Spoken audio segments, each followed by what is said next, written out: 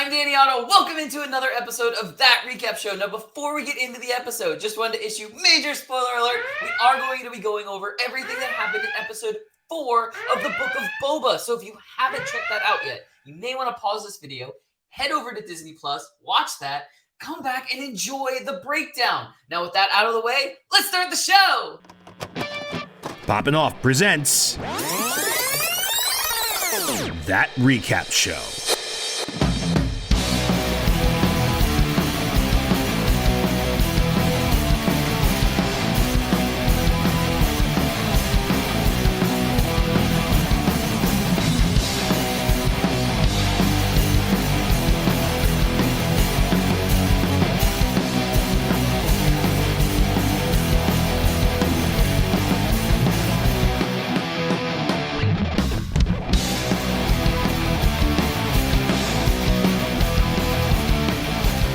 Joining with me to break down everything from episode 4 of the Book of Boba Fett, it's Jon Jon Rico. Testing. Okay, we're here. Hey, hi, hello. Hey! Yeah. How we doing? We are doing great. This episode was awesome.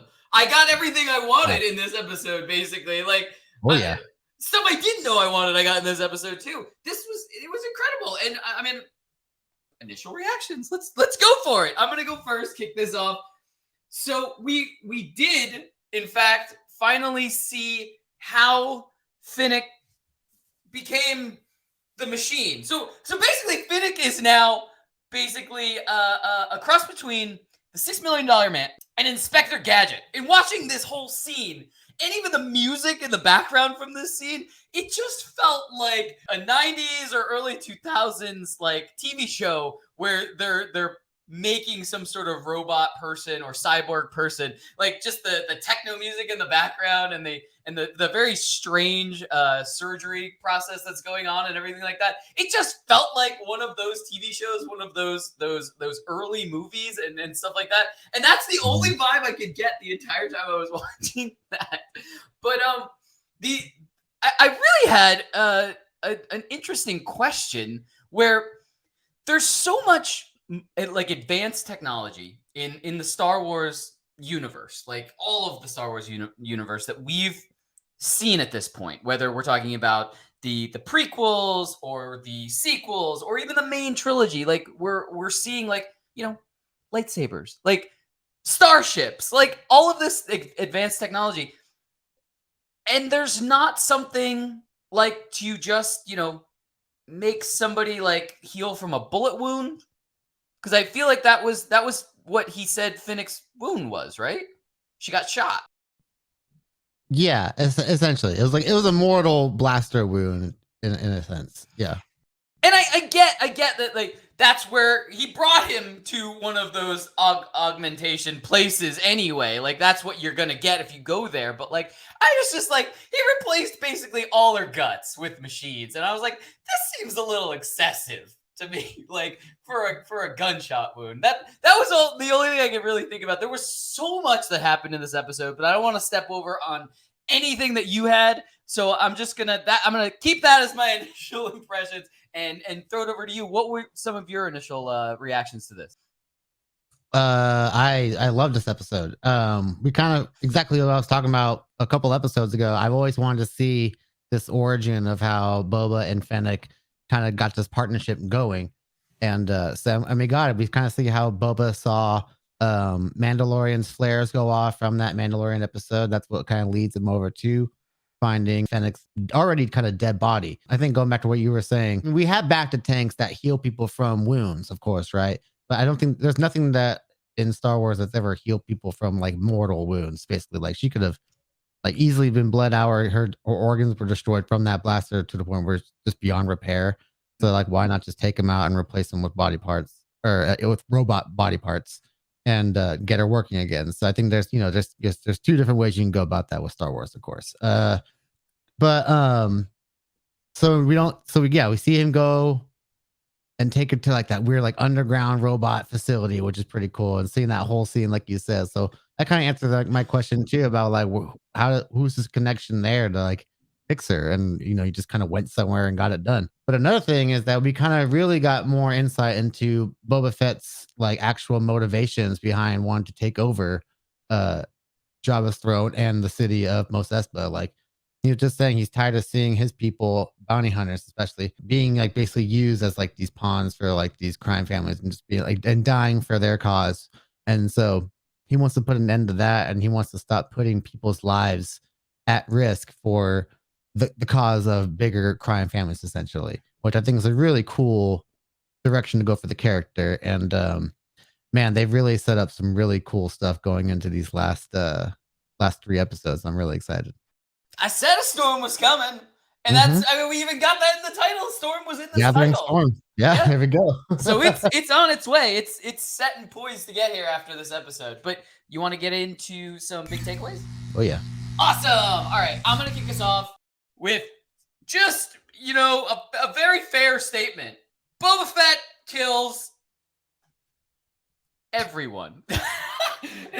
As soon as we get a pretty well developed scene where they get his ship back from Jabba's palace, Bit Fortune's palace at that point. Either way, gets his ship back, and then he's like, I've got to settle the score. So he finds the speeder bike gang that basically took out all of the Tusken Raiders tribe, blows them all to smithereens. They're gone. Check. Second one on the list is the Sarlacc. So I think this was more of an inverted killed by accident type of inadvertent is the word I was looking for. Kill on this one. He was looking for his armor, which I guess he just doesn't remember it being taken off of him. I thought he was kind of awake. He was out of it. It looked like he was awake during that process. But he was like border on death at the same time, so he didn't know what he was seeing at the same time. And also, he probably thought the Sarlacc was already dead when they pulled him out of it, or when he blew himself out of it. So of course, that ended up not being the case. So we find his ship then gets tried to get eaten by the Sarlacc, and Fennec in her, I guess, wisdom at this point, hits a button that releases a charge. It's like an ion bomb. I forgot what I gotta look it up what it's called, but it's really it's one of my favorite sounds in all Star Wars. Yeah, and that swallows it, and of course that what was gonna happen next. The thing just blows up from the inside, and that was it's basically like check number 2. I got revenge on the two different things that I needed to at this point, so let's go figure something else out. So, I just thought it was just perfect, because it was just like he just got it, like it was just a quick two scenes of him just kind of taking out everyone that's done something against him recently. Yeah. But anyway, that was my first big takeaway. What about yours? So I was thinking about, like, remember, I think we talked about it too on an episode where we were wondering, like, where is his ship? And of course, and it makes sense when it's like, oh yeah, it's just in Jabba's like hangar in his palace. Like, really shows how big that palace is. Like, there's a whole hangar for a ship that if you want to fly in there, and then there's a pit for a Rancor, which we'll talk about in a little bit. But one cool thing that we learned in this episode is that as of now, Boba Fett is fully healed thanks to the back to tanks. Like, they've taken care of all the scarring that he got as a result from the Sarlacc pit. And so now he's kind of like, he's back to like what he used to be in a sense. Fennec kind of makes that funny line like, well, there's your scars on the outside, but what about your internal scarring? So but the thing about that scene is, like, those were our scenes for him in the back to tank going to take us to the flashbacks. So I'm wondering if that is the show's way of saying that we're done with the flashbacks for now. Like, we're just, these final episodes are going to be, just taking on the story from here on out of, the upcoming war with the Pikes. But there's still some, like Fennec said, there's still some internal stuff with Boba that he still has to address, especially like in terms of his father and stuff like that, his past on Camino. I think there's still a lot of that he still needs to explore on the inside. But that was like one cool thing I thought was really cool from the episode. But Also, later on in the present day, we have like the big, dinners table scene with all the families in Jabba's palace, and he's talking to them all respectfully. You got the one dude who gives me straight up like taser face vibes from Guardians of the Galaxy. Kind of just giving he's got that little underbite schnar looking at him like, what about if you just kill you and stuff like that. Uh, and so of course when they kind of start flexing on Boba, boom, the freaking floor starts rumbling, and he goes, okay, like this is me, I'm a true gangster now. Like this is what I got under my floor right here. Like if you guys want to cooperate, we can cooperate. If not, my boy's getting pretty hungry down there. And I thought that was such a gangster way for Boba to like establish himself as like someone not to be messed with amongst the actual crime bosses themselves. We still don't know where the mayor is, so I'm sure he's hanging out with the Pikes. Oh, he's got to be at this point. Yeah, he's sitting there safe and sound with over there with them. But yeah, I think this is kind of like, I felt like this is the most like, gangster show esque scene of the Book of Boba Fett yet, and I loved it. I just loved it. But Danny, what do you got for your last one? All right, so for my last one, and we were just talking about this last episode, like what's gonna happen with this character, this particular character that just kind of trots off into the desert. Mm-hmm. One episode later, he pops right back up, and where does he pop up? In the presence of the Max Rebo band. And just enjoying himself. It's of course I'm talking about Evil Chewie. I have to be. And what's his name, Danny? Krrsantan.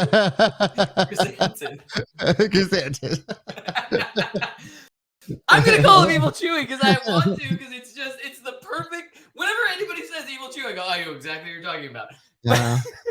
He gets a little angry sitting by himself and drinking. And anger is his heart.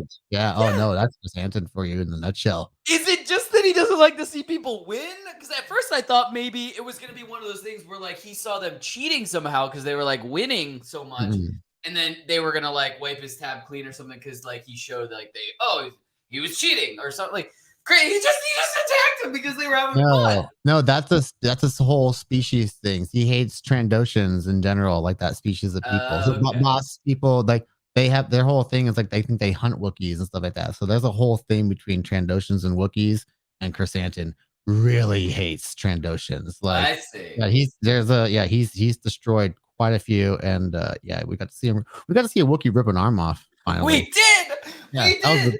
That was the biggest thing right there. Not only that, but now he's on Boba's side. He's been hired by Boba Fett now. Mm-hmm. So now we know what. Yeah, now we know he's working for the Boba side at this point. He's got a job. Team Boba. Yeah, there we go. All right, you want to get into predictions? Let's do it. Awesome.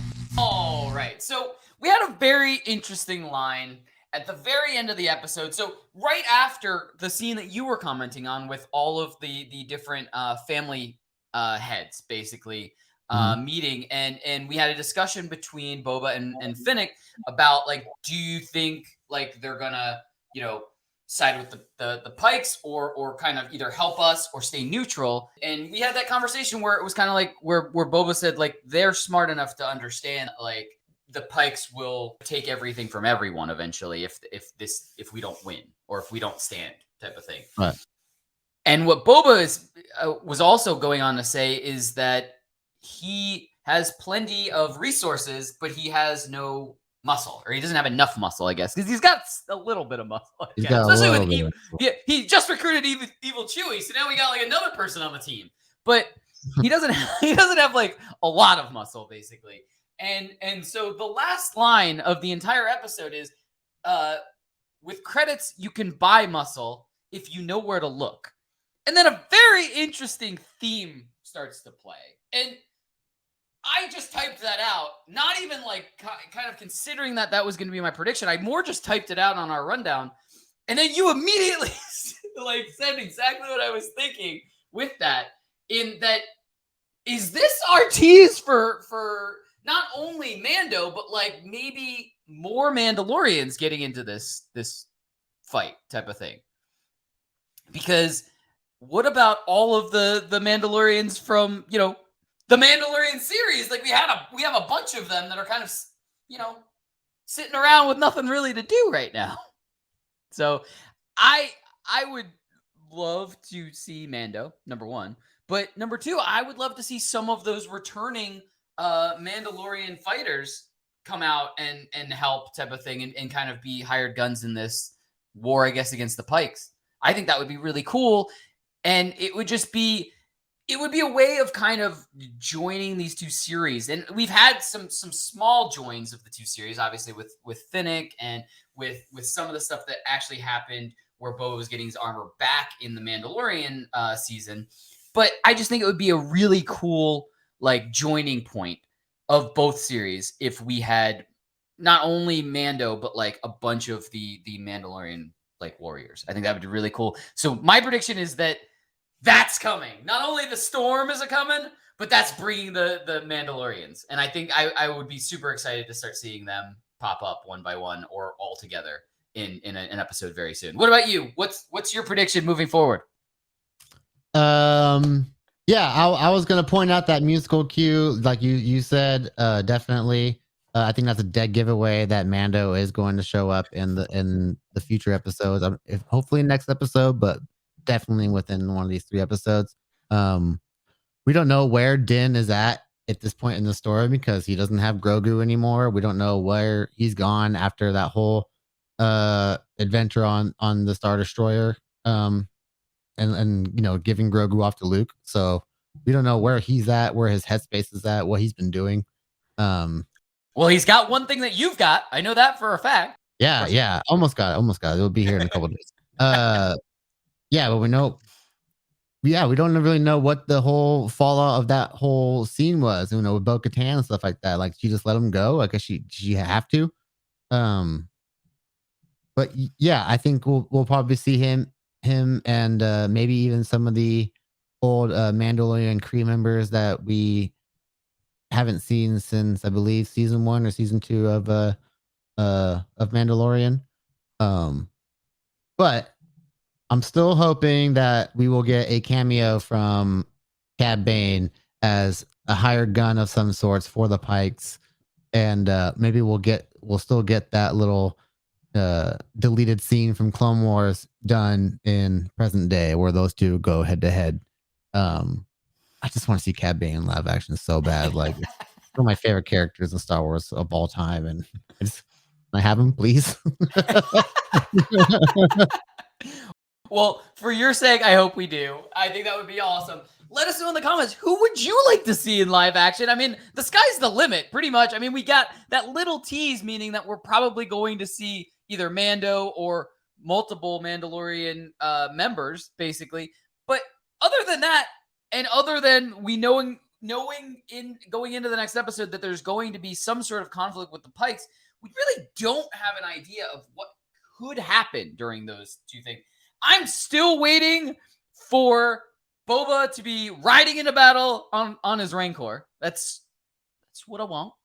That's what I hope I get. But let us know in the comments, what did you think of this episode? What do you expect to happen moving forward? And as always, don't forget, like, subscribe, and turn on notifications to hear about all of our latest video releases. Bye, everybody!